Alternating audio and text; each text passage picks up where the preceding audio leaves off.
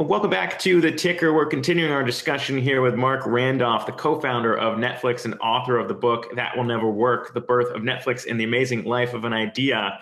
And Marc, obviously, you coach up a lot of entrepreneurs. It's something we've talked about on the show before. And it seems like we are seeing a bit of a slowdown, at least in terms of what's been going on there through funding as we deal with this pandemic. We had highlighted here on Yahoo Finance that VC firms backed deals that were up 3% from the first quarter, but down 18% year over year in the second quarter of 2020. What's it been like? How hard is it out there for all the entrepreneurs you're talking to in dealing with VCs and private funding right now? Well, Zach, it's actually a good time to chat about this. I am just starting to recover from the PTSD I've been suffering, where I keep flashing back to the summer of 2000, when we all of a sudden had this similar sea change where it had been so easy to raise money. You basically just flag the money truck down, they back up to your house, and you bring it in with wheelbarrows to all of a sudden it was gone. And we saw a similar thing take place in the first quarter. Yes, there is some recovery now, but I don't think it's time to necessarily begin cheering. You know, there's two kinds of fundraising that go on. There's growth money, which takes place in this period of optimism. And then there's survival money, which says we have to raise now, because the rule number one that I tell every single CEO that I work with is don't run out of money. And so a lot of them are spending a lot of time saying, how do I do this? And I think that is driving a lot of this VC activity we see, not just in the small companies, but in the large ones as well. And I will point out the one thing, which is the cautionary thing, is that every company that I'm familiar with that has raised money, it's been in a down round. So this is not good. This is also coming from you, a man who turned down funding from Jeff Bezos back in the early days of Netflix too, which I suppose the same message would be there in terms of have enough money so you can turn down deals like that you don't want to take. I suppose that would be linked in there as well. But I mean, you talk about how some of these companies are stressed. A lot of the bigger ones you're talking about, maybe these down rounds, but some of these other larger, unprofitable unicorns out there, when we think about some of these delivery giants, even DoorDash being some of these raising a lot of money right now, it does seem like some of those larger ones might have an easier go of attracting investor dollars through all this.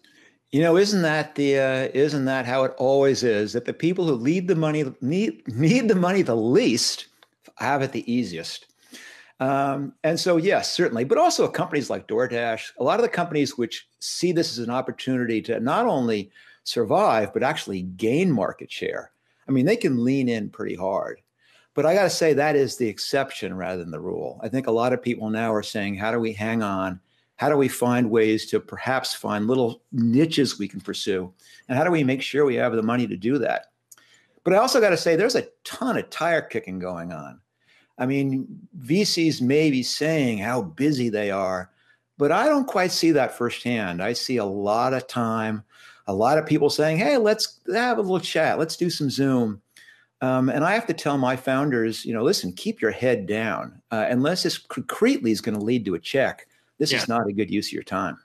We're going to be talking to one VC fund here later on in the show, talking to students who are kind of weighing that tough option right now. Do I want to stay on the Zoom school classes, or do I want to take a gap year and go chase a dream? As someone who did chase a dream here in building out Netflix, what would be your advice for a lot of these students right now who are kind of looking at online classes in the fall, staring that in the face right now and saying, would now be a good time to kind of go chase and maybe put school on hold for the time being?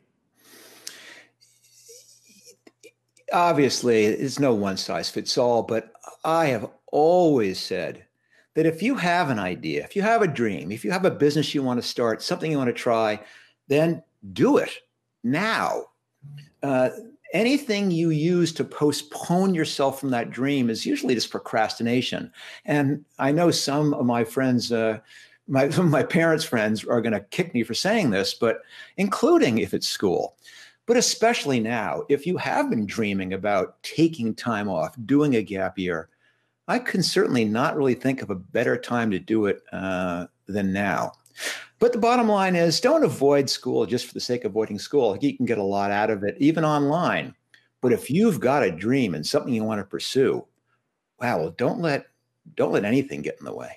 Yeah, tough to really go ahead and point out a better example there than the one we were just chatting in Netflix and what you were able to build there. Again, I just want to stress the book because I enjoyed it so much. The author of That Will Never Work, The Birth of Netflix and the Amazing Life of an Idea, Marc Randolph, the co-founder of Netflix.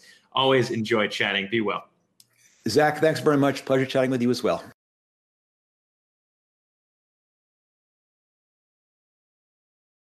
Hey investors, Zach Guzman here. Are you interested in learning more about the markets and getting the latest financial news? Well, then click right here to subscribe to our Yahoo Finance YouTube channel. Get the latest up-to-the-minute market analysis, big interviews in the world of finance, and information on how to manage your money every day wherever you are.